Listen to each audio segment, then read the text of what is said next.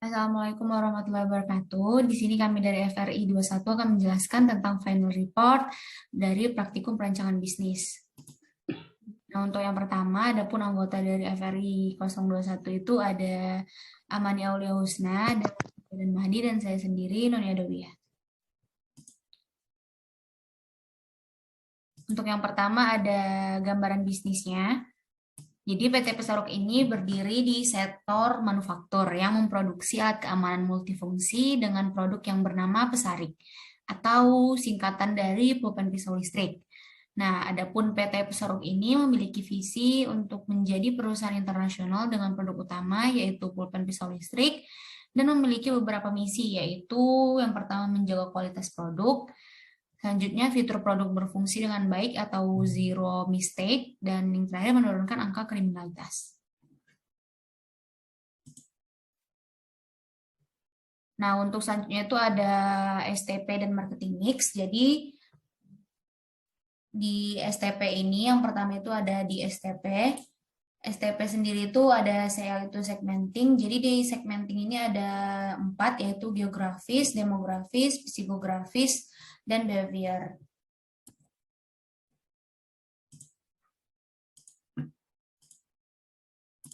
Nah, untuk yang geografis itu PT Pesaruk ini menjual pesarik di Bandung, Jawa Barat, dan dikarenakan sering terjadinya tindakan kejahatan yang diakibatkan oleh banyaknya pendatang maupun wisatawan yang berkunjung di daerah tersebut, sehingga memiliki potensi besar dalam menawarkan produk.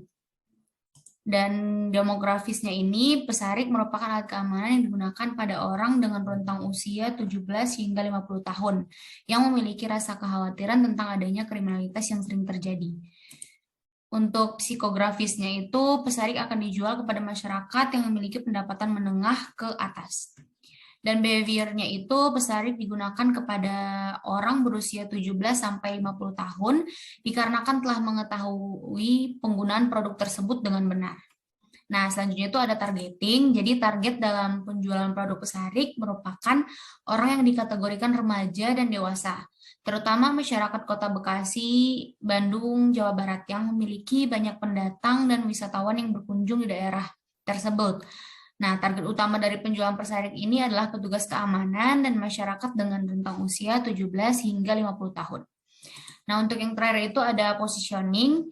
Jadi, perusahaan memposisikan produk pesaring ini sebagai alat bantu keamanan yang meminimalisir korban kejahatan yang sering terjadi di kota Bandung, Bekasi, Jawa Barat, terutama bentuk pesarik yang mudah dibawa kemana-mana. Untuk lebih menarik minat pelanggan pesarik, ini memiliki prinsip yaitu pesarik save you.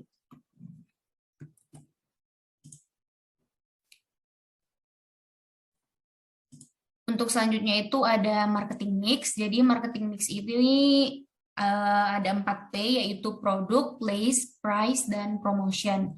Untuk produknya sendiri, seperti yang kita ketahui yaitu pesarik merupakan alat bantu keamanan setiap individu dari ancaman kejahatan yang dapat terjadi di mana saja dan kapan saja. Dikarenakan ukuran yang lumayan kecil sehingga mudah dibawa kemana saja. Untuk place-nya sendiri, perusahaan memiliki lahan dan gudang yang berfungsi untuk menyimpan persediaan bahan baku maupun produk-produk tersebut di Provinsi Jawa Barat.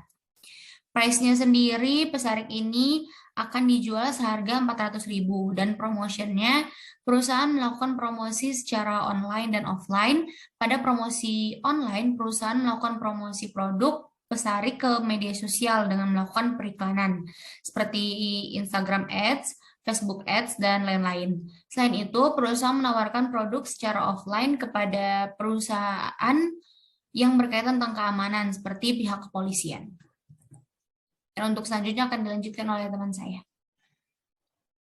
Baik, selanjutnya dalam melakukan strategi dan rencana pemasaran, PT Pesaruk menggunakan brosur, Instagram Ads, dan Facebook Ads, sehingga kita dapat lihat pada layar bahwa melakukan pemasaran dengan menyebarkan brosur tentang produk pesarik kepada pengunjung maupun pihak di perusahaan bidang keamanan sebanyak 1.000 lembar per tahun dengan total biaya Rp175.000. Kemudian menggunakan iklan di aplikasi Instagram sebanyak 100.000 tayangan per tahun dengan total biaya Rp9.519.000 dan menggunakan iklan di aplikasi Facebook setiap minggunya dengan total biaya Rp480.000. Kemudian kami mengasumsikan persentase kenaikan marketing cost sebesar 2%. Maka dapat dilihat pada layar merupakan hasil kenaikan selama 5% selama 5 tahun ke depan. Boleh di next.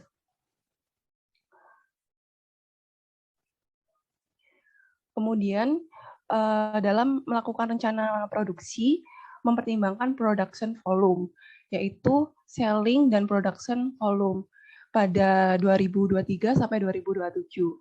Kemudian selain melakukan perhitungan pada material cost sendiri, maka dapat dilihat pada layar hasil perhitungan yang telah dilakukan, yaitu pada direct material cost terdapat produk direct material cost sebagai berikut, kemudian packaging dan holding direct material cost sebagai berikut, lalu order direct material cost sebagai berikut, dan juga terdapat direct material cost yang terdiri dari produk indirect material cost dan juga holding indirect material cost.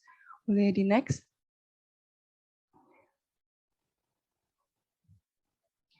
Kemudian selain melakukan perhitungan material cost, juga dilakukan perhitungan investment cost dengan menghitung estimate invest cost yang dapat dilihat pada layar, di mana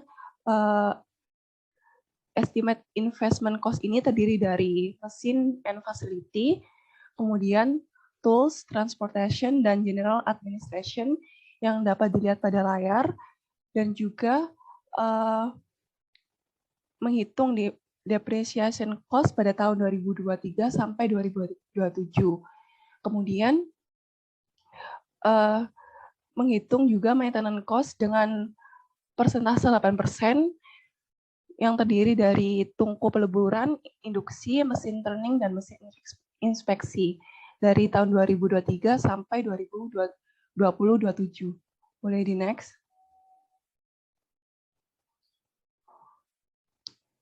Kemudian yang terakhir yaitu melakukan perhitungan electricity mesin, di mana terdapat 4 mesin yang dilakukan perhitungan electricity cost, yaitu pertama turning mesin, drying mesin, melting furnace, dan drilling mesin yang dapat dilihat pada layar hasil perhitungan electricity cost. Bisa di next. Selanjutnya akan dijelaskan. Kemudian terdapat pengembangan SDM, yaitu PT Pesaruk memiliki organisasi structure yang dapat dilihat pada bagian atas, yaitu terdiri dari staf HRD, staf keuangan, manajer produksi, operator produksi, manajer penjualan dan pemasaran, dan juga staf penjualan dan pemasaran. Di mana berjalan 3 tahun perusahaan melakukan promosi untuk penggawainya sehingga membutuhkan pegawai baru atau melakukan rekrutmen, yaitu 1 HRD staff, 1 finance staff, 1 operator production, dan marketing sales staff, sehingga bahkan struktur organisasi berubah menjadi bagian yang di bagian bawah. Kemudian untuk melakukan rekrutmen dan selection terdapat beberapa tahap, yaitu dimulai dari perencanaan dan peramalan kebutuhan, kemudian menggunakan metode eksternal yaitu sosial media dan job fair, lalu minat pelamar kerja, menyiapkan prakerja, seleksi formulir pelamar kerja, lalu apabila ada yang lolos maka dilanjutkan tes kemampuan, lalu terdapat interview, investigasi latar belakang, dan apabila telah lolos interview maka terdapat tes kesehatan dan juga selanjutnya penempatan kerja, dan berakhirlah tahap rekrutasi atau selection. Mulai di next. Kemudian perlu mempertimbangkan manajemen aspek cost yang dapat dilihat pada hasil perhitungan di atas. Pada bagian atas yaitu hasil rekapitulasi perhitungan pada direct labor cost planning yang dimulai dari direct labor planning cost of beginning recruit, direct labor planning salary after second recruitment, direct labor cost for beginning recruitment, dan direct labor cost for special case of recruitment in second recruitment. Maka sehingga dapat hasil rekapitulasi sebagai berikut. Selain direct labor cost planning, juga terdapat indirect cost planning yang didapatkan juga dari hasil perhitungan yang sama seperti direct labor. Dan juga selain indirect maupun direct juga terdapat executive cost planning. Boleh di next.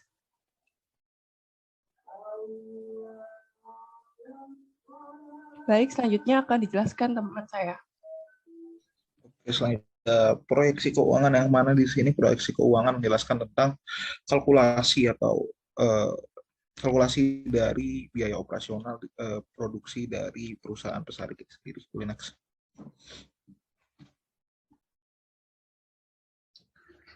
Untuk tabel pertama jelaskan tentang production and operational cost, yang mana production and operational cost ini tabel yang berisi kalkulasi rencana produksi dan operasional cost, pembayaran produksi dan biaya operasional di tiap periodenya. Bisa dilihat di sana terdapat 5 periode, yaitu di 2023, 2024, 2025, 2026, dan 2027, yang mana di setiap periodenya berisi kalkulasi yang berbeda dari total biaya produksi dan operasional per cost-nya. Boleh contoh dari periode pertama itu ada 1.982.567 rupiah. Untuk periode keduanya yaitu 1,999254 miliar rupiah. Yang periode ketiga 2.056.718.906 miliar rupiah. Lalu untuk periode ketiganya bisa dilihat, periode keempatnya yaitu 2.742.283.194 rupiah. Yang periode terakhir yaitu 2.741.128.077 miliar rupiah.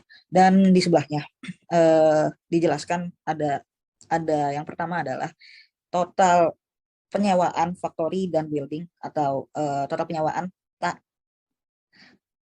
pabrik dan bangunan perusahaan pesarik itu sendiri, yaitu sebesar 92.138, dan office electricity cost atau biaya elektrik dari office-nya sendiri yaitu sebesar 1.445.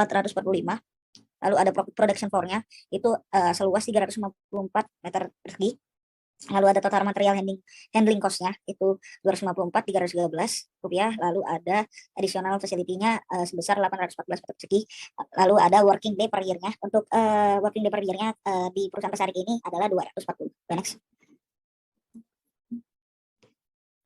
Nah, selanjutnya ada source of fund, yang mana di sini jelaskan tentang detail penggunaan dana atau perhitungan tingkat proyek dari semua biaya proyek yang sudah dikategorikan sebelumnya.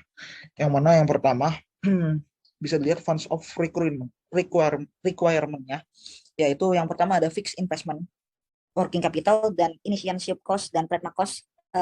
Di sana sebesar 517.251.952 rupiah. Lalu untuk source of fund-nya sendiri, kita ada dua pendanaan, ada dua sumber, yaitu yang pertama ada owner equity dan bank loan atau pinjaman bank, yang mana dari akumulasinya sendiri owner equity memiliki persentase sebesar 80% dan bank loan-nya sebesar 20%, yang mana dari tiap persen akumulasinya dari owner equity-nya sendiri ada 413.801.562 rupiah. Lalu untuk banknya sendiri ada 103.450, dengan total yang dibutuhkan oleh perusahaan pesarik ini sendiri source of fund-nya adalah 500.251.952 rupiah. Next. Oke, selanjutnya berikut merupakan perhitungan source of fund juga. Bisa dilihat di sebelah kiri merupakan di sebelah kanan merupakan attribute of installment calculation, yang di sana terhitung total debit, installment per month, terus ada total principal plus interest, ada interest rate, dan total interest rate. Lalu di bawahnya ada installment calculation per year, yang mana di sana terdefinisi yaitu remaining debt-nya, lalu ada total principal installment, lalu ada total interest expense, dan total installment. Next. Oke, lalu selanjutnya ada dijelaskan cost of goods sold, yang mana cost of goods sold ini merupakan dijelaskan bahwa di sana ada beberapa komponen, yang mana ada direct material cost, direct labor salary, electrical machine expense, dan lain-lain. Dan di sana dikalkulasi terbagi 5 periode dari 2023 sampai dengan 2027. Berikut hasil datanya, cost of goods sold-nya, dan berikut per produknya. Bisa dilihat per periodenya memiliki harga yang berbeda-beda. Lalu untuk di bawahnya sendiri ada table of calculation product selling cost, yang mana ini memiliki fungsi untuk mengkalkulasi harga jual produk kami sendiri. Mungkin bisa dilihat dari selling cost per produknya dan selling cost rounding per produknya. Dan yang paling bawah sendiri merupakan production volume dari PT Pesarik, yaitu untuk selling volumenya di periode pertama itu sebesar 5.471, 2024 5.508, 2025 sebesar 5.585, dan 2026 5.643, dan 2027 5.702, dengan final inventory-nya yaitu 55 untuk 2023, 54 untuk 2024, 53 untuk 2025. Selanjutnya ada penjelas merupakan tabel tentang profit loss dari income statement-nya. Mungkin bisa dilihat dari kalkulasi yang kami dapat, gross profit yang kami terima atau income dari income before operation-nya itu untuk periode pertamanya sendiri ada sebesar 1.087.915.500 rupiah, 560 rupiah. Lalu untuk dari periode selanjutnya ada 1.083.110.379 rupiah. Lalu ada untuk periode keempatnya sebesar 1 miliar, maaf, boleh diperbesar. Untuk selanjutnya ada 1.288.388.389 rupiah, dan selanjutnya ada 1.305.427.101 rupiah. Dan seperti itu, dan di bawahnya merupakan operational cost-nya, profit loss dari operational cost-nya itu sendiri. Next. Oke, selanjutnya ada analisis kelayakan. Nah, yang mana dari analisis kelayakan ini terdefinisi menjadi dua, yaitu yang pertama cash flow dan balance sheet-nya itu sendiri. Yang pertama berikut merupakan cash flow dari perusahaan kami, ada total pinjaman, total estimasi cash inflow-nya, total pinjamannya, dan total cash outflow-nya, biaya pengeluaran kami selama per periodnya. Yang bisa dilihat. Lalu bisa dilihat final cash balance-nya ada di 228.679.040 rupiah di periode 1. Untuk periode 2 ada 621 juta. Untuk periode ketiga ada 1.029.499.35 rupiah. Lalu begitu juga seterusnya dengan periode ke terakhir. Dan next. Baik, selanjutnya saya akan menjelaskan tentang PFT, yaitu jarak antar supplier dengan kandidat lokasi, di mana dalam melakukan perancangan tata letak fasilitas, PT Pesaruk harus melakukan penentuan jarak antar supplier dengan kandidatnya dengan melakukan dengan aplikasi ArcGIS, sehingga dapat melakukan map digitalization serta adanya data pendukung seperti alamat dan koordinat dari masing-masing kandidat lokasi maupun supplier pada data sebelah kiri. Kemudian kita dapat mengetahui lokasi mana yang paling strategis dan paling minimalisir jarak antara calon pabrik dengan supplier. Sehingga pada layar pada bagian kanan kita dapat melihat hasil visualisasi jarak dari supplier menuju lokasi 3 alternatif perusahaan. Maka lokasi terjauh yaitu PT Kosuwa menuju Company C dengan jarak 154,0,5 km, sedangkan jarak terdekat yaitu PT Putra dengan Company A dengan jarak 4,36 km. Boleh di next. Kemudian menghitung faktor rating setelah melakukan pemilihan lokasi, yaitu dengan faktor rating yang harus dilakukan, melakukan perhitungan weight dengan AHP dan melakukan analisis supporting data baik kuantitatif maupun kualitatif. Maka pada layar kita dapat melihat bahwa dua data di bagian atas merupakan hasil rekapitulasi supporting data kuantitatif dan kualitatif. Kemudian melakukan perhitungan normalisasi terhadap data kuantitatif dengan menentukan tingkat bobot perkalian dengan akar dengan skor masing-masing faktor dari data kualitatif, kuantitatif, serta WT yang merupakan nilai dari perhitungan AHP. Sehingga Didapatkan nilai pada setiap alternatif lokasi dan terpilihnya Kota Bekasi menjadi lokasi PT Pesaruk karena memiliki nilai tertinggi sebesar 30,52 dibandingkan nilai pada kota lain yang memiliki nilai kecil. Boleh di next. Kemudian setelah mengetahui jarak antar supplier dengan kandidat, dan juga pemilihan lokasi dengan faktor rating, maka menyusun setiap operasi yang ada pada OPC ke dalam routing sheet untuk mengetahui kapasitas aktual mesin, jumlah kebutuhan produksi harian, dan jumlah mesin yang dibutuhkan setiap proses. Dengan memperhatikan kapasitas dan kebutuhan produksi, selain itu juga data pendukung seperti demand, working days in 1 year, working hour, dan working days per week dapat dilihat pada layar sebelah kiri atas, maka kita mendapatkan hasil aktual mesin record sebanyak 11 unit yang dapat memenuhi permintaan produk Pesarik. Boleh di next. Oke, selanjutnya ada berikut dimensi area dari tiap fasilitas yang kami punya. Dari setiap workstation-nya. Boleh next. Dengan total 358 meter persegi. Ya, ada dijelaskan stacking maksimum dan MHE terpilih, yang mana MHE terpilih ini sendiri bisa dilihat dari yang sebelah kanan, dan berikut merupakan stacking maksimum. Lalu selanjutnya ini merupakan unit lot terpilih dari PT Pesaruk itu sendiri, yang mana ada dua pembanding, yaitu unit lot 1 dan 31 dengan time-nya memiliki yang berbeda, dan unit lot 31 memiliki time yang lebih rendah. Oleh karena itu kami memilih di unit lot 31. Berikut merupakan data dari unit lot 31 yang dimulai dari GBBU bahan baku. Next. Nah, selanjutnya merupakan determination maksimum dari perusahaan PT Pesaruk sendiri. Oke, selanjutnya ini merupakan initial layout dari perusahaan kami, PT Pesaruk. Berikut merupakan initial layoutnya. Berikut merupakan dimension office-nya. Dijelaskan ada terbagi dari CEO and employee room, ada living room dan kitchen, dengan total office areanya sendiri adalah 103 meter persegi. Berikut merupakan FTC dari atau from to chart dari PT Pesaruk sendiri, yang mana setelah kami melakukan perhitungan material handling cost dan FTC, hasil yang didapatkan sebesar 254.313 rupiah. Next. Oke, untuk selanjutnya merupakan initial layout dan ADD dari perusahaan kami, yaitu dapat dilihat dengan total luasnya itu sebesar 354 meter persegi.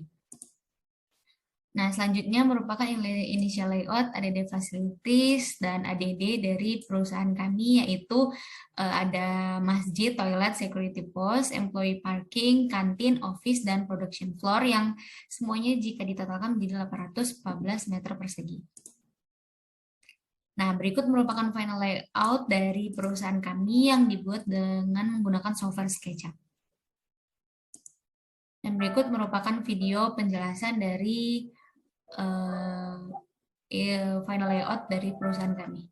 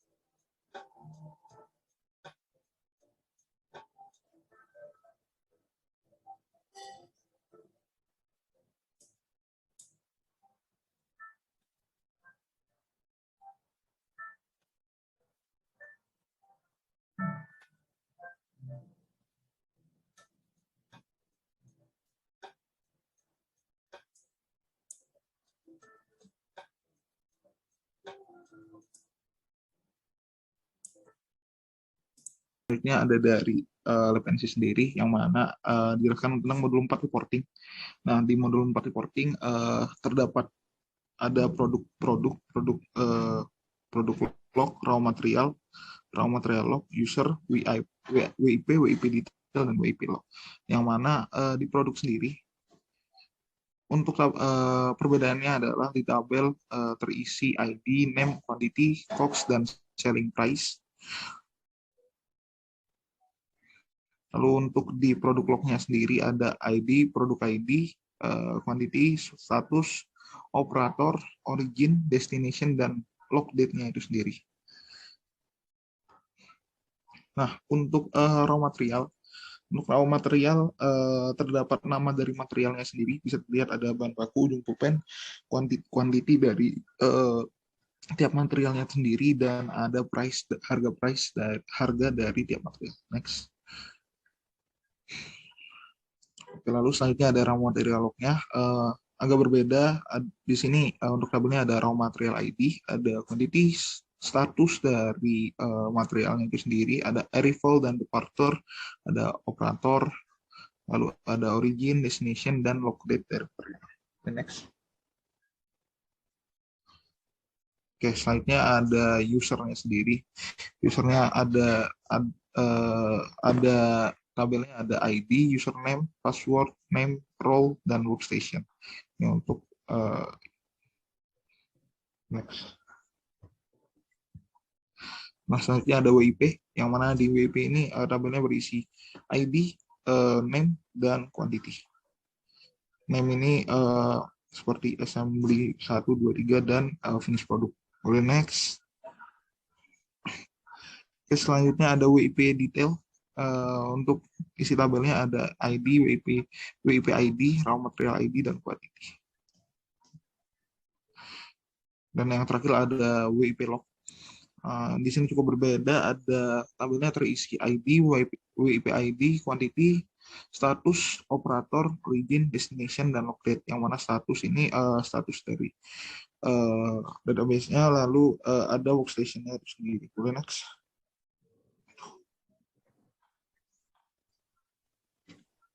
Nah, selanjutnya merupakan UI UX prototype dari hasil PT Pesaruk, yaitu yang pertama itu ada login page, di mana ada logo perusahaan di sebelah kirinya. Selanjutnya itu prototipenya itu ada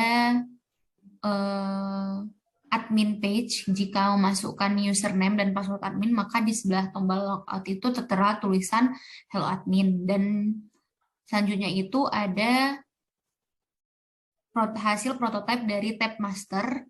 Jadi jika dipencet maka akan keluar menunjukkan beberapa menu yang ada pada master data seperti produk work in process dan raw material. Nah, selanjutnya itu ada tampilan prototype yang berisikan name, quality, cost of goods sold, selling price, dan action dari data pesarik. Kemudian selanjutnya itu ada produk master data yang berisi name, quantity, cost of goods sold, dan selling price. Kemudian bisa diedit dan delete juga. Kemudian selanjutnya itu ada tab dari production yang isinya produk arrival, produk departure, raw material arrival, dan raw material departure. Nah, jika dilihat pada tab selanjutnya, yaitu menunjukkan prototipe dari raw material master data yang berisi nama, quantity, price, dan action-nya. Selanjutnya, ada submission dari produk departure.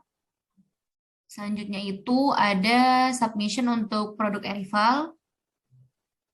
Dan selanjutnya submission untuk raw material arrival. Dan submission untuk raw material departure. Nah, yang terakhir itu ada tab report yang isinya production rate defect dan accounting. Nah, isinya itu dari production rate report itu submission, kemudian defect reportnya juga bentuk submission. Nah, untuk selanjutnya itu merupakan tabel accounting dari PT Pesaruk. Nah, selanjutnya itu merupakan tabel home dari operator. Jika memasukkan user dan password operator, maka akan terlihat di sebelah tabel logout ada hello operator WS1. Nah, adapun dari operator ini ada home, raw material arrival, WIP arrival, WIP finish, dan production finish. Yang pertama itu ada submission untuk workstation, raw material arrival. Kemudian submission untuk workstation, WIP arrival. Lalu submission untuk workstation, WIP finish. Dan submission untuk workstation, product finish. Dan yang terakhir itu ada tabel dari home page production staff. Dan isinya sama seperti admin. Isinya itu ada submission untuk produk arrival,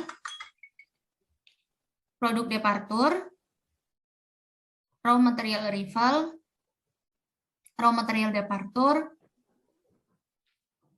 dan mungkin selanjutnya akan dilanjutkan oleh teman saya. Selanjutnya merupakan hasil website atau perancangan dari PT Pesaro, yaitu apabila kita ingin login admin maka username sebagai berikut dan memasukkan password. Dan telah dijelaskan oleh rekan saya kalau menekan atau memasukkan akun admin sebelah kanan terdapat hello admin. Lalu terdapat menu utama dapat dilihat sebagai berikut. Lalu untuk menu master data terdapat produk dan hasilnya sebagai berikut. Lalu work in process sebagai berikut. Kemudian raw material sebagai berikut. Kemudian production dapat dilihat sebagai berikut. Product departure. Kemudian raw material arrival dan juga raw material departure. Kemudian terdapat menu utama report, yaitu menunya production rate sebagai berikut, kemudian defect, report sebagai berikut, dan yang terakhir accounting. Kemudian setelah memasukkan admin, maka memasukkan operator. Maka akan terganti sebelah kanan dengan operator WS1. Di mana menu utamanya berbeda, yaitu ada raw material arrival sebagai berikut, kemudian WIP arrival sebagai berikut, lalu WIP finish sebagai berikut, dan terakhir product finish. Kemudian yang terakhir yaitu memasukkan login production staff, di mana sebelah kanan berganti jadi production staff 1, kemudian production staff hanya terdapat menu production, di mana production arrival sebagai berikut pada production staff, product departure, kemudian raw material arrival, dan yang terakhir raw material departure, di mana master dan report tidak bisa diakses pada production staff. Mungkin sekian presentasi dari FRI 021. Saya ucapkan terima kasih. Wassalamualaikum warahmatullahi wabarakatuh.